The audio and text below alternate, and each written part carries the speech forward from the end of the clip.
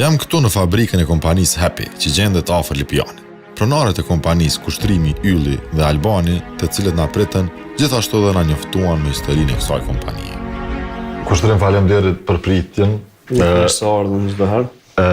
Për mu, kishtë qenë shumë e rëndësi me ditë jo si 3 partner me Albanin edhe Yllin. Kur e keni themelu kompaninë edhe qysh ka ardhur ideja? Kompania jo në aktivitetin e saj afareste ka fillu në vitin 2004, ose ma mirë me thonë, kena qenë përfundim studimeve, edhe na ka lind ideja me fillu diçka vetë, si 3, me një energji. Normalisht mosha nështë ta ka qenë ajo kryesorja që na ka jap shumë ambicie dhe këna po shumë largë. Fillimisht kem fillu me distribuim, shitje me shumicë, këna përfasu disa kompani shtetëve të ndryshme. Masandej, pas një eksperiencë në distribuim, në vitin 2014 kem fillu me prodhim. Më thani, i keni nis me tregti, që zakonisht është punë ma e lehtë, dhe krejt dojnë me qenë në tregti, po ju me avoj jetën vetet ma vështirë keni hinë prodhim. Mas nështë me thonë një eksperiencë dhe profesionalizimi në distribuim, na kanë lind shumë ide treja, nështë një prej tyne ka qenë prodhimi, ose ma mirë me thonë onë dhe rajonja ka qenë prodhimi. Kanë qenë disa arsye cilat na kanë bo me mendu prodhimin. E para kena bo krenar vetën, masandej qëllimi ka qenë me bo krenar dhe vendin tonë. Njëkohësisht ke mendu edhe me ullë numrin e papunësisë në Kosovë, po edhe me zavendësu importin me prodhim vendor. Pas luftës së vitit 1999, Kosova kishte shumë pak kompani prodhuese. Shumica merreshin me tregti. Ndërsa sot kemi shumë raste si Kushtrimi me shok që janë duke hyrë në sektorin e prodhimit, duke marrë parasysh vlerën e shtuar që e ka ky sektor. Edhe pse është shumë më vështirë se vetëm tregti, para se gjithashtu duhet të jesh trim për të hyrë në prodhim.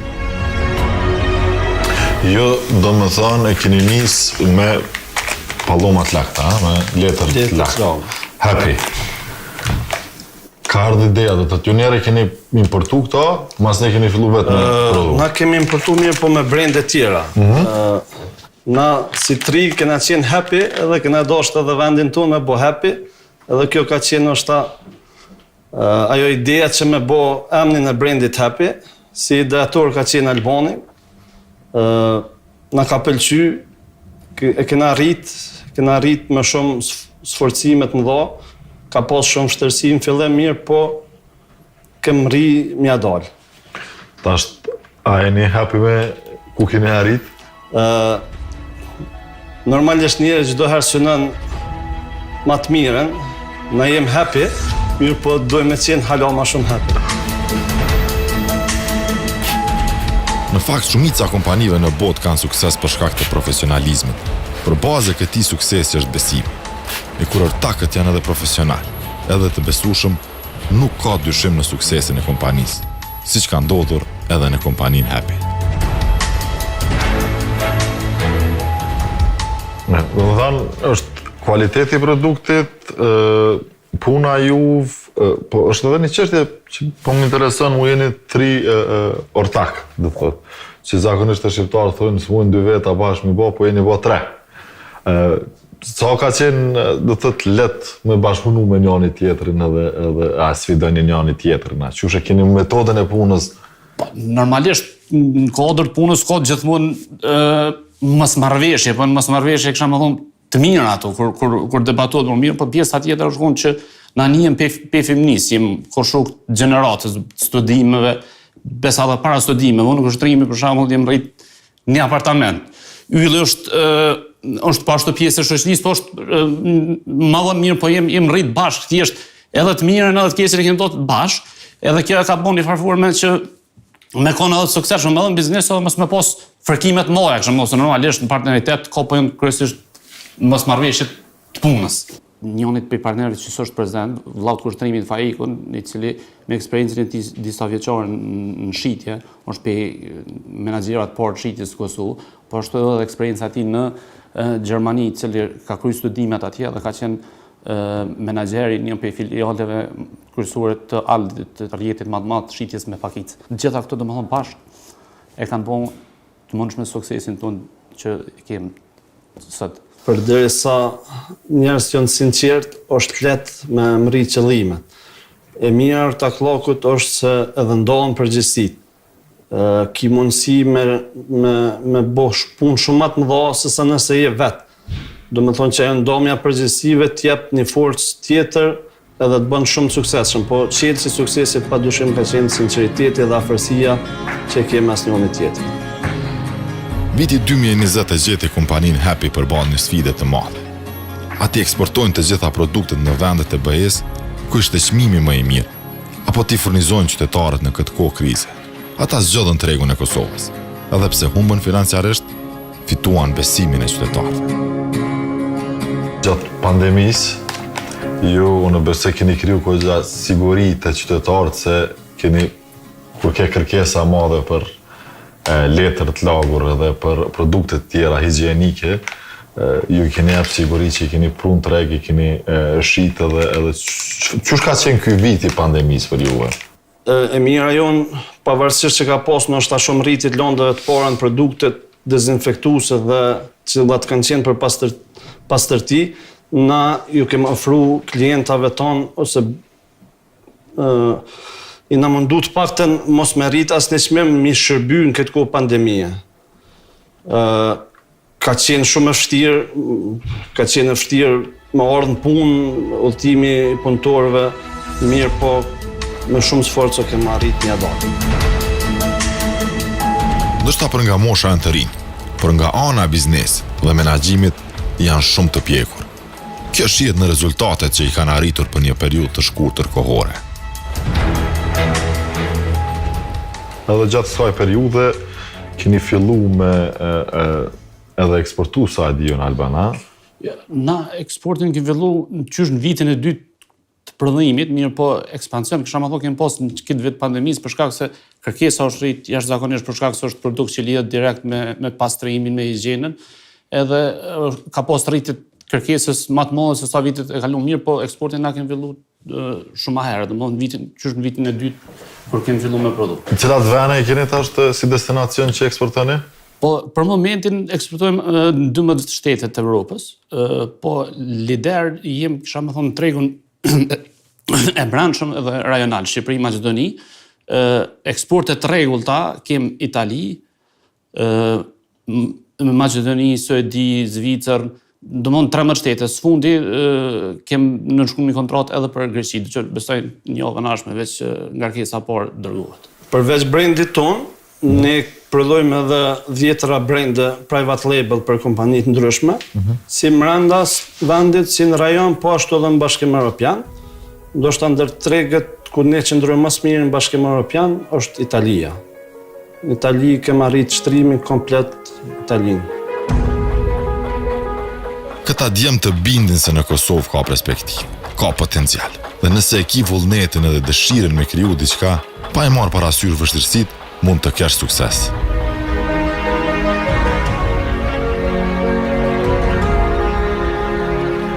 Është knatësi kur është produktet në përsham rrjetet ndërkombëtare, si kur Carrefouri, Coop në Zvicër, një brand që prodhohet në Kosovë, është për nga mundin njëri mirë, jo që në mundin në kuptimin që na përfitojmë, po mundin mirë Kosova në këtë aspekt, në këtë rast, po mendoj që made in Kosova shitet edhe në rrjetet ndërkombëtare. Po kjo na ka bo me qenë shumë suksesshëm në Evropë. Për shembull në Itali, më është kënaqësi kur sheh made in Kosova në për shumë rrjete mëdha që me mbi 2-3.000 pika shitës me pakicë, një produkt që e bojmë në këto. Në sallat e takimeve nuk kam dëshirë të qëndroj gjatë, sepse kënaqësia më e madhe për mua janë linjat e prodhimit. Aty ku dëgjohet zhurma makinave, zhurma e punës, sepse pikërisht zhvillimi ekonomik duhet të jetë i zhurmshëm. Gjithsej janë 8 linjat të prodhimit facoletas lagura, edhe kemi 3 linjat të detergjenteve të lëngshme, që janë likuidat për gjele, për gjitha gjona që i prodhojmë. E kemi kapacitetin... Do të janë 10 linja komplet? 10 linja komplet. Sa është kapacitetin ditor? Kapacitetin ditor e kemi te facoleta lagur diku vini 100.000 copa në ditje. Ditë. Prodhim. Ne punojmë me 2 ndrime, deri në 12:30 15 orë fillojnë puna se vjen më herët 7:30 para përgatitja. E punojmë deri në 12:30 të nëmjes. Shihet që teknologjia është fjala fundit, makineria është e re, krejt. Makineria është full automatike, domethënë vetëm këto procese i ka që do të me fut facoletën në paketa dhe kontrolli final që i bëhet. Tjera të është full automatike, spreket me dorë. Mirë, shumë atëre, ti tregon këto produktet për momentin që janë. Do thotë kjo është paketimi final. Kjo paketimi final, pa kemi antibakterial 100 fije, Nëse fija. që është produkti certifikuar. Në certifikuar edhe kjo edhe eksportohet edhe shitet në Kosovë. Në Kosovë kemi shitin e brendshme dhe në Ballkan në gjitha vendet që esëm. Sot kompania Happy punëson mbi 50 punëtorë si dhe posedon linjat më moderne të prodhimit, ndërsa është një nga prodhuesit më të mëdhenj të letrës së lagur, jo vetëm në Kosovë, por në gjithë Ballkanin. Paketimi, kapaku, gjitha bon në Kosovë.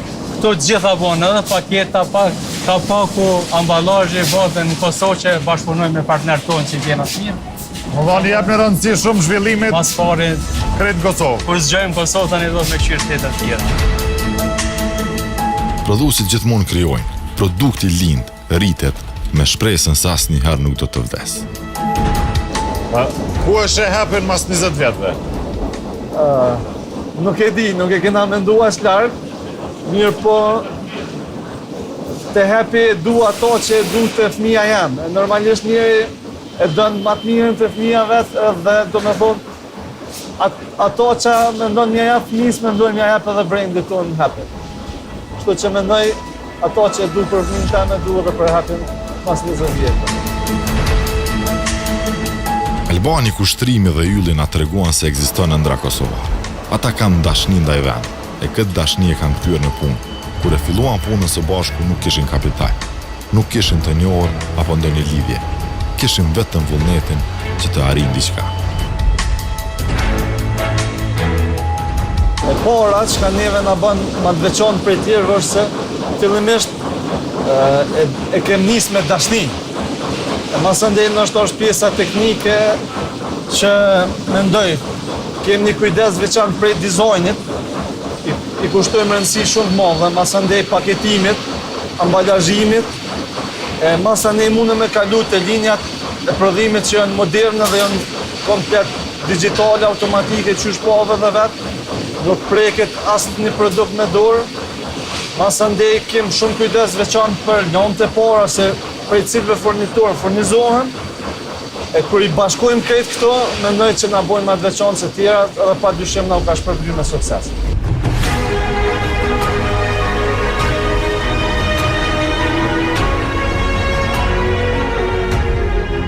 Suksesi tyre buron nga besimi që kanë tek njëri tjetri.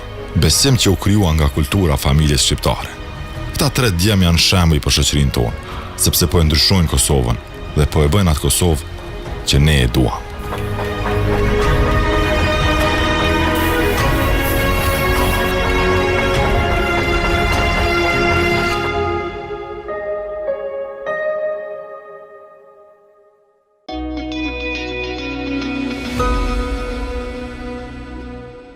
Të dashur shikues, për të qenë ndërmarrës i sukses shumë duhet me pas shumë shkatësi. Një nga shkatësit kryesore është negociimi. Negociimi për një marrëveshje për shitje, negociimi për një marrëveshje për blerje, për ndërtimin e objektit, për qira e shumë gjana tjera negociohen në baza ditore në bizneset tona. Për diskutuar për teknikat dhe strategjitë e negociimit, e kemi profesorin e nderuar, zotrin Habibi Shamon Nikolas, që do të na shpjegon se cilat janë teknikat e negocimit. Dear Professor, thank you for joining our TV show. Thank you, Astrid. I'm really happy to be here. And this started all with Swiss Contact that brought me to Macedonia, and then we're coming here to help the community and the people here. Yeah. So it's the first time in Kosovo? Yeah, this is the first time. First time in Kosovo. Okay, so you've been teaching in university for how many years? Oof, you want to know my age? Not your age, but at least Many years, like 20 years or so. 20 Yes. years or so, yeah. It's been a long time. And you are specialized on? Negotiation, conflict management, the part of marketing, commercial negotiation, and then you might wonder, what is negotiation, right? Probably. Yeah, how do you define negotiation? Because everyone is talking about negotiation, but they do it on daily basis without realizing that they are doing it. Exactly. Well, I tell you, there are at least two situations where you need to negotiate. When you need somebody from somebody else, and when somebody else needs something from you. Or where there is conflict, There's a conflict, so how can we negotiate that conflict? And that's part of negotiation. Now, you can also think about, I don't negotiate because I'm not a commercial or entrepreneur. But yes, you negotiate with yourself. When you're about to wake up, you say, well, should I go to the gym or should I not? So you start talking to yourself, those internal conversations. That's a negotiation with yourself. So that's one of the most important ones. Well,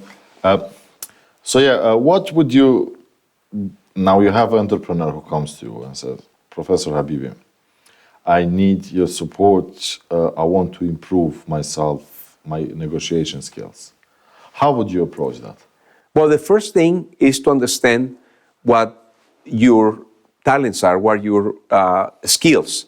And so you can actually learn new skills, new tools, new tactics.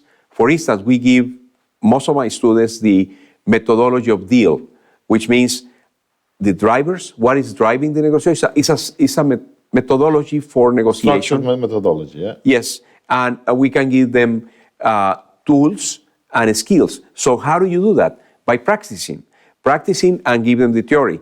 We have the concept of tradables. That is also a concept in negotiation. So there is science, let's say, behind negotiation. It's not as simple as just sit down, you are eloquent, you can do good talking, but sometimes you ask the question, why I didn't get the deal? Maybe you made some mistakes that you didn't realize that you are making. So with the structure, you can see step by step how to avoid those mistakes. Exactly. And for instance, when you're negotiating with different cultures, that's a really challenging activity. Why? Because you say something non-verbally, verbally, and that might make a mistake in a different culture. That might mean something differently. And that could create a barrier of negotiation. So even if you are a good negotiator, maybe you make a mistake because you didn't know how to deal in a different culture. And you ask me, well, how do you do that? If you go from A to Z, you learn the steps, but also you can use your intuition. So you can have a methodology, but in a moment of action, you can go, well, I don't have to go from A to C. Maybe I go from B to C or from B to D. So it's about body language as well. When you say intuition, it's about reading body language and seeing the atmosphere in the room, and all those have to be taken into consideration. Definitely. When you are with somebody, I mean, people think that people are like themselves, and that's not true. We are all different, and thank God we're different. So we need to understand the differences, and the key in negotiation is to understand the other side, to know what they want, to know their needs, to know their wants and needs and interests. How do you find out those information? I ask questions, and I ask questions first. Do you do that prior to the sitting? Yes, definitely. I ask questions. Or during the meeting? Prior and during, So prior, I investigate. I do some research about the person that I'm gonna, or the company that I'm visiting. And also, once I get there, I ask questions like what their needs are, what really they're looking for, what is their objective, what is their vision of what they're doing, if it's a sale or...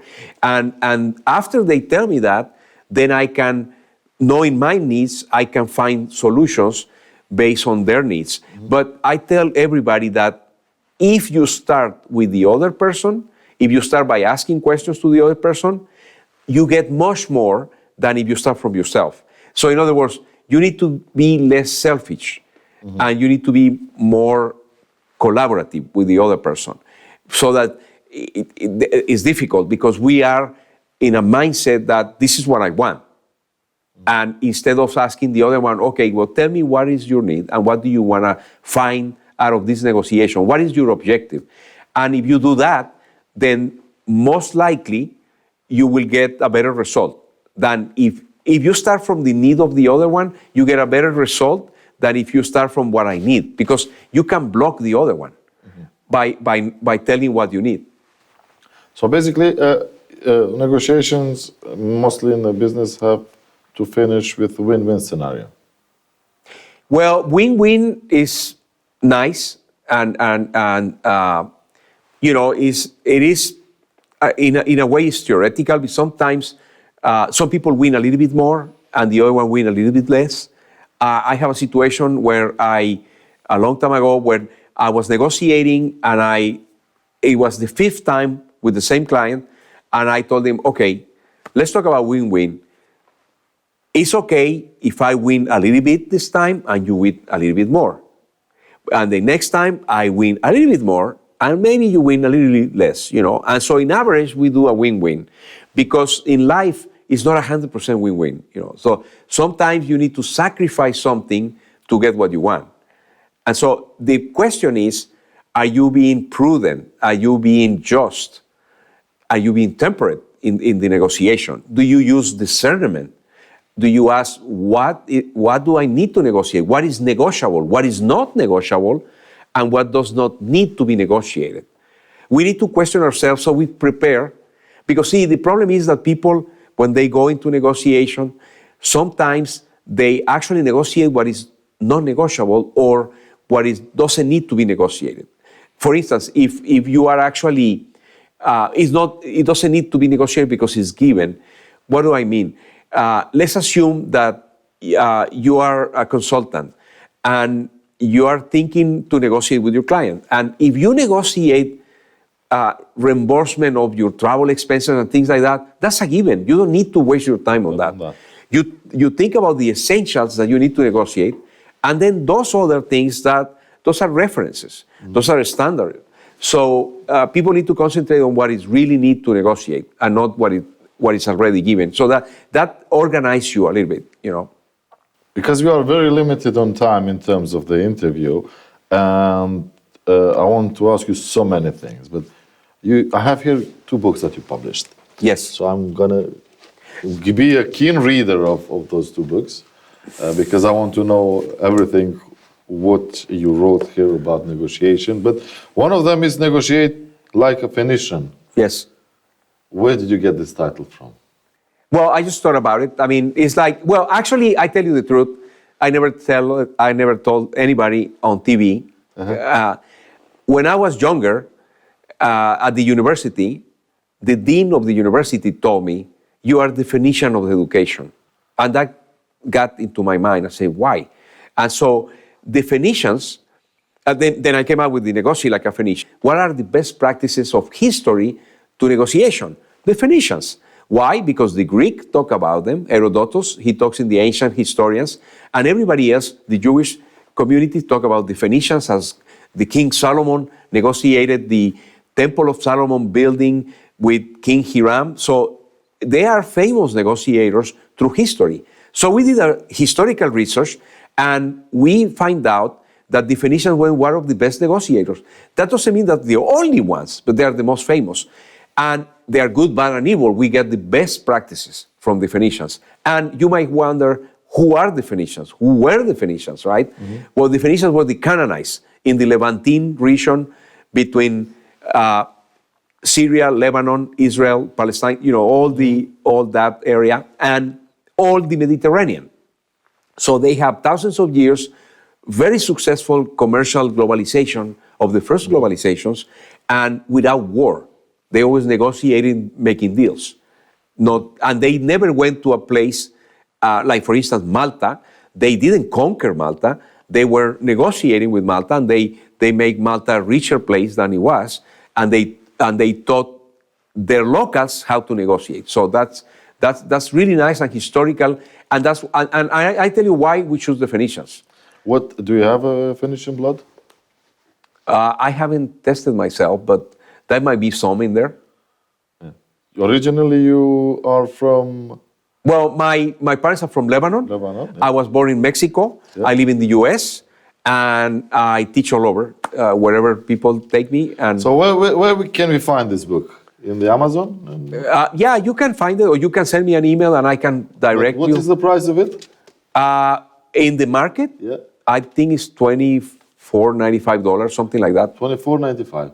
Can you Yes. give it to me for 20? No. Are you sure? Well, why? I mean, 20. Let me tell you something. Let's make a deal. 20.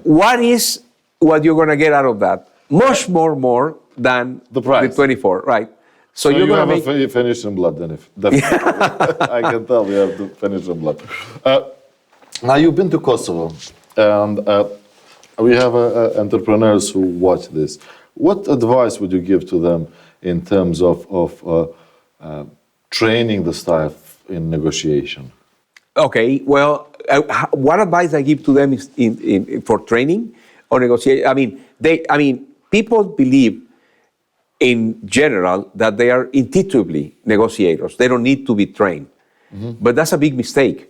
So, because you need a methodology. There is an art and a science of negotiation. The art is everything that you have, your charisma, your communication style, all of that, the body language, but there is a science as well. And the science helps you to organize your thoughts. So I think it is like everywhere in the world, where people believe, I am a good negotiator, I don't need training. Or people think, I don't need that, that's not for me. The problem, and I think, and this is for all my Kosovan friends, is that if you don't negotiate like a Phoenician, then you will position yourself. And when you position yourself and the other side position themselves, there is no deal. Or maybe they go opposite sides and they polarize. And the difference between negotiating like a Phoenician and, let's say, Spartan negotiation, just to make it historical, is that the Phoenicians are collaborative, whereas the Spartans were more competitive. It's good to compete, but it's also good to collaborate. So it's a mixture. So we need to learn that. And that's why I give the advice, yes, you need to have, especially entrepreneurs, have the environment of your company.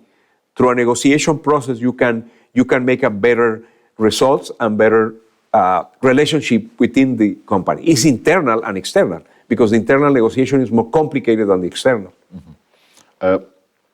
We have another book here, but I hope we're going to do another interview to get in more depth into this title of the new. This is the newest book you have. Yes. Yeah? Well, there are other chapters of books that I've written, and there is other before this one that is called Deal, Guidelines of a Flawless Negotiation. I couldn't bring it this time, but next time I'll bring it. Okay. Dr. Habibi, you don't train politicians. Well, that's a good point. Commercial. That's a good, no, I mean, I had in my conferences, there been politicians or diplomats that they've been attending.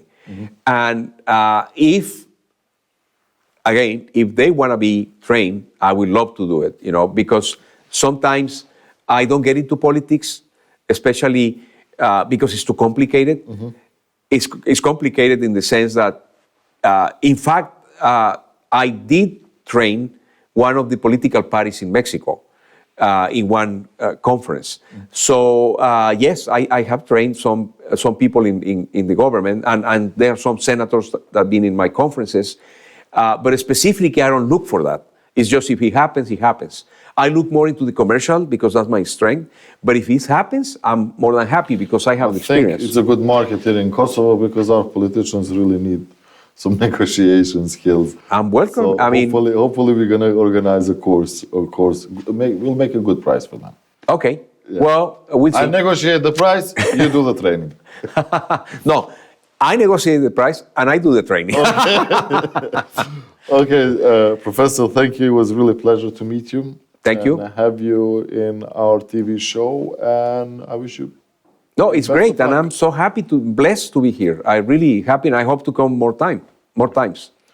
Thank you. Thank you. Të dashur shikues, ka që ishte për këtë intervistë, kemi një blok të marketingu dhe kthehemi pas pak.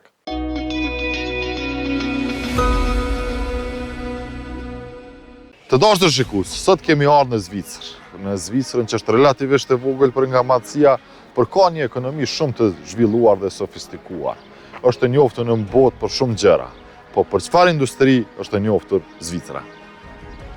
Ekonomia e Zvicrës është një nga ekonomitë më të zhvilluara dhe avancuara në botë.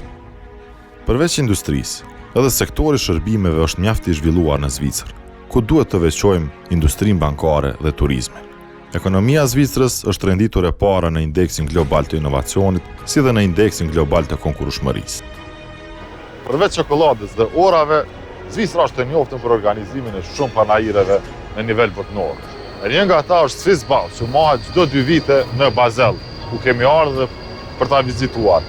Na përcjellin në vazhdim.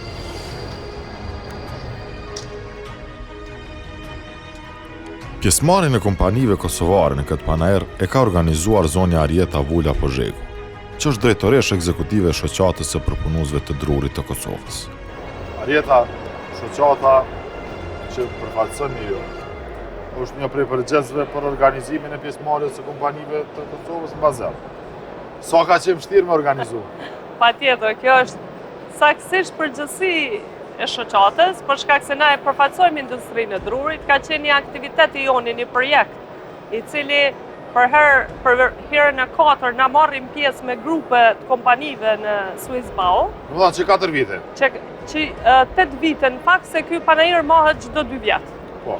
Dhe është radha 4 që na i organizojmë firmat me marrë pjesë, edhe fatmirësisht, domethënë projekti jon ka gjetë përkrajen e projektit USAID Compete, edhe Ministrisë Tregtisë, Industrisë, Ndërmarrësisë dhe Kjesës.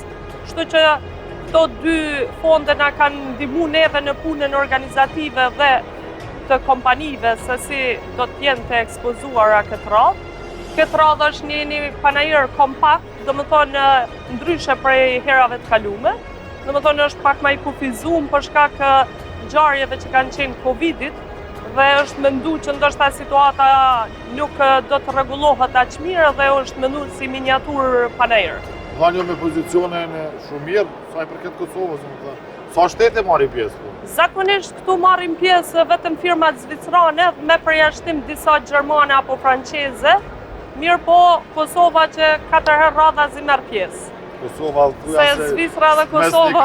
Mes kantoni Zvicrës, a diçka që ashtu. Do ta bëjmë edhe këto. Sa ka qenë lehtë, domethënë, me organizu këtë, do të kemi negociu për me kontratën, me sjell këtë kompanitë. Sa është lehtë?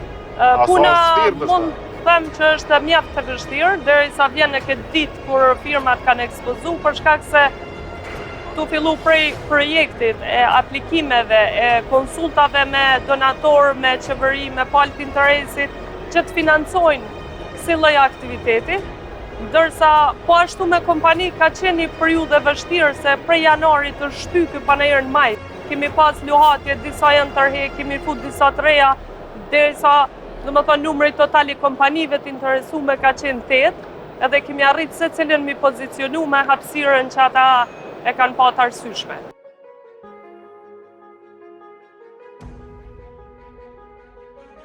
Një nga pjesëmarrësit ishte edhe zotëri Sheqer Ukaj, nga kompania Elnar, që është prezent në Zvicër me produkte që një periudhë të gjatë.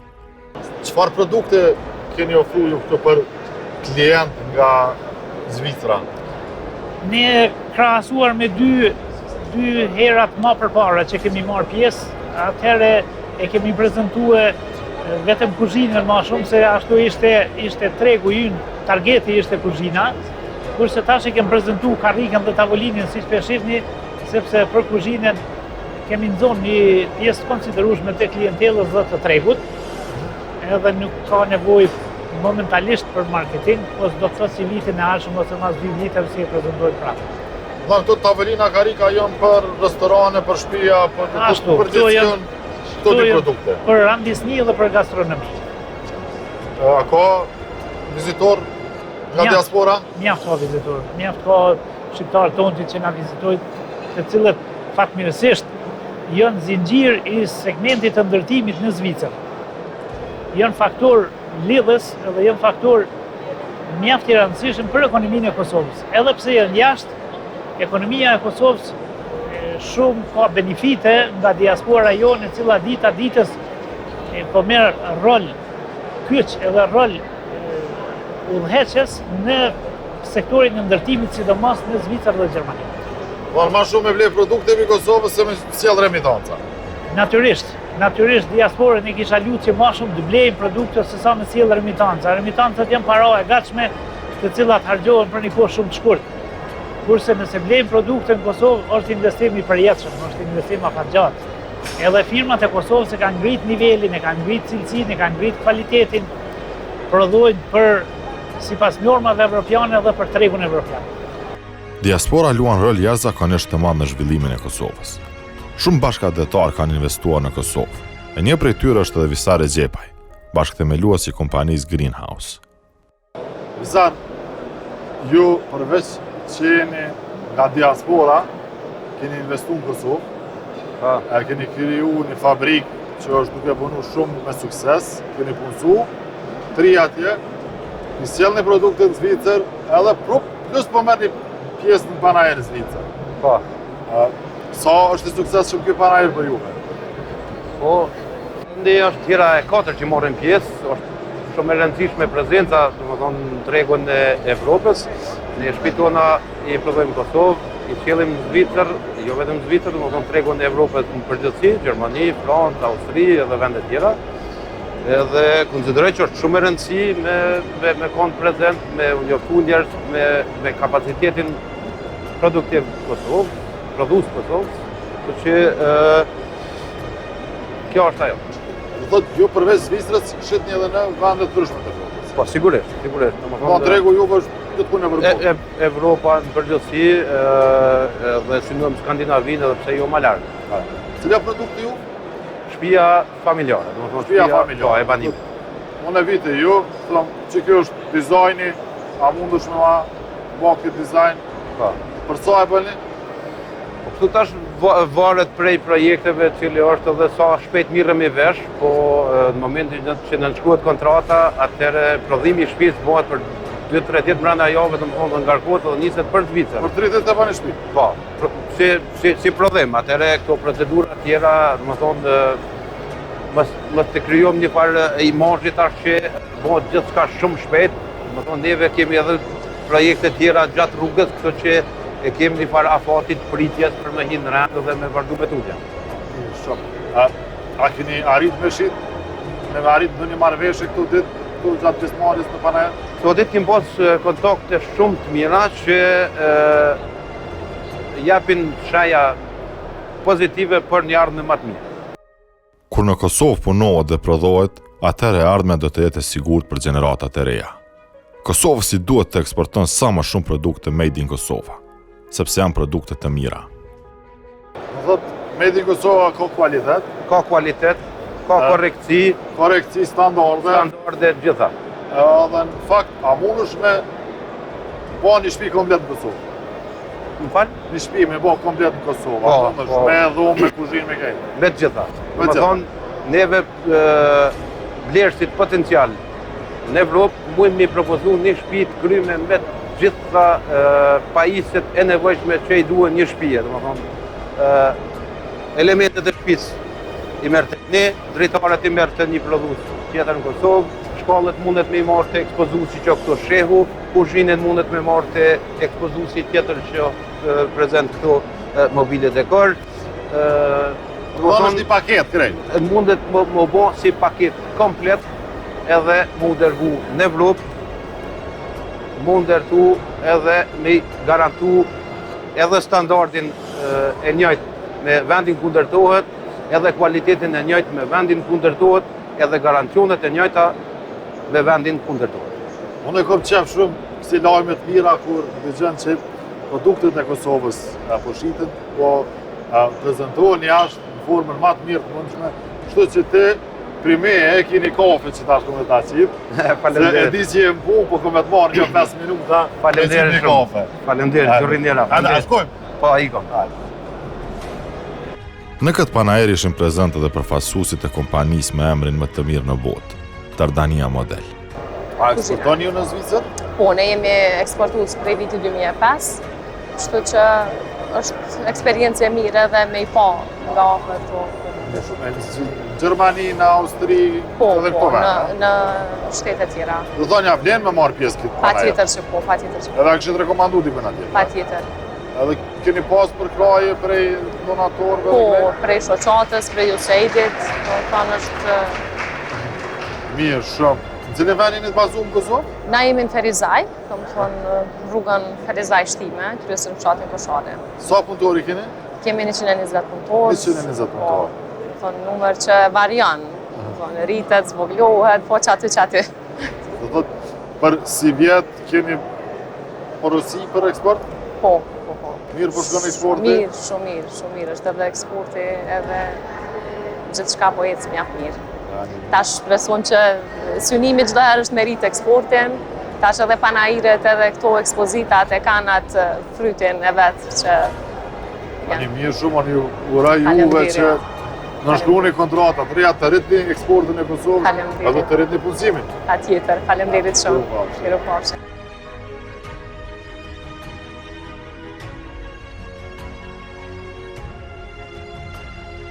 Për fund bisedova me zotëri Skender Rama, që është drejtori i projektit Kompit, që financohet nga USAID. Ju keni qenë për krahas këtij aktiviteti, pjesëmarrjes së kompanive, 8 kompanive të Kosovës në Panxhën. Sa jeni të kënaqur me gjithë aktivitetin? Është përkraja e tretë me radhë që USAID e bën për biznes të Kosovës me qenë prezent në këtë panajër. Edhe këtë vit kemi vendosur me i përkra për shkak se bizneset e kanë kuptuar që vlen me qenë prezent në këto ngjarje, në këto evente. Domethënë për shkak edhe për arsye të sukseseve të arritura në organizimet e kaluara, kanë pa në mënyrë konkrete që ja vlen. E kam pa të arsyeshme edhe ne si projekt kemi pa të arsyeshme që të vazhdojmë me prezencë të bizneset të Kosovës në këto ngjarje. Natyrisht disa prej bizneseve janë treja, nuk janë të njëjtat ato që po marrin pjesë për herë parë. Unë mendoj që kjo arsyeja kryesore është për shkak se kanë dëgjuar për sukseset e arritura në të kaluarën dhe dëshirojnë që edhe ata të jenë në hap me ata të tjerë që në vend të kaluarën kanë pasur sukses. Dhe ky pjesëmarrja përkrahet prej pjesës, prej Kompit projektit USAID, si dhe kompanitë participimin individual që kanë pasur. A kanë raportuar, kanë arritur në një marrëveshje deri tash kompanitë?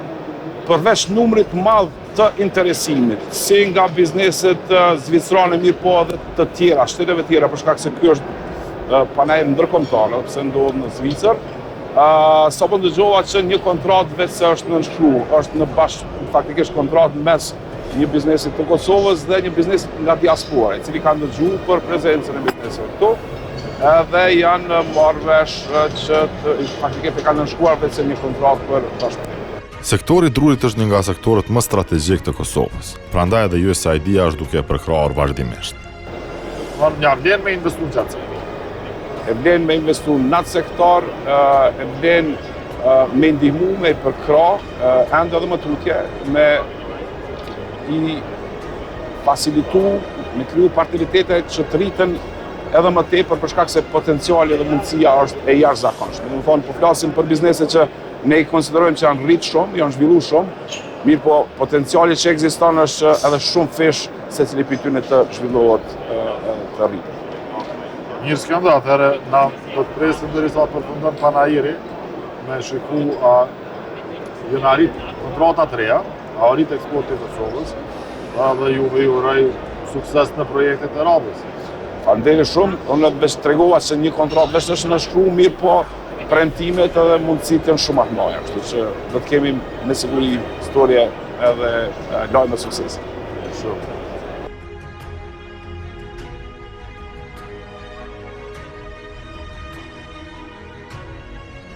Është shumë e rëndësishme internacionalizimi i ekonomisë së Kosovës. E kjo më së miri ndodh kur kompanitë kosovare marrin pjesë në panajire si ky në Panxhën, sepse të huajt informohen se çka prodhon Kosova. E kur informohen ata, ndoshta edhe porosisin produktet Kosovës. E kështu rritet eksporti, rritet punësimi dhe zhvillohet ekonomia e Kosovës. E kjo është rruga përpara.